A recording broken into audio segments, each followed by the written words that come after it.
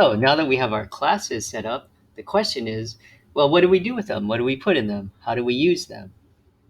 Okay, well, a class contains two things. It contains data, variables, and it contains functions to do something with that data.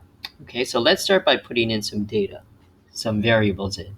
So let's take our student class. Right now it's empty and we can't really do anything with it, or it doesn't do anything.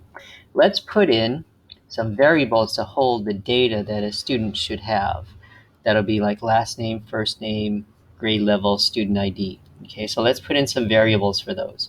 So I'm going to make a last name variable. That'll probably be a string. We'll call it last name.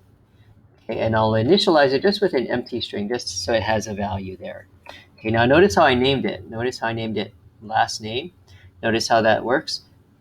Last, it starts with a lowercase letter and then no spaces. Every new word in the variable name starts with an uppercase. That's called camel case, and that's kind of the customary way to name variables and other things in Java. Okay, so last name, and then we'll also need one for the first name.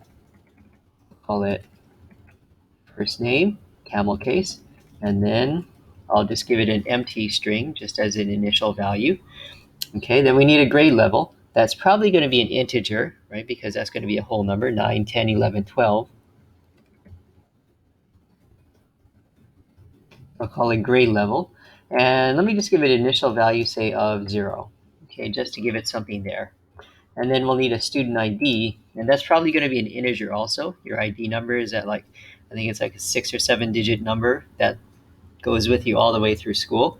So I'll make that an integer, student ID, and I'll give it an initial value of 0 also. Okay, so the first thing to do is to put in some variables to hold the data that we're going to store in our students or teachers. Okay, so let's go to the teachers and let's put in some variables there also. Teachers are going to be similar to students, so we probably need a string for their last name, and we'll give it kind of an empty string to start off with. We'll need another one for the first name, give it an empty string, and we'll need a room number. So that will probably be a string because it may have letters in it. Okay, so that'll be a string room number. I'll give it empty string to start off with. And we need like their department or their subject. So that'll probably be a string also.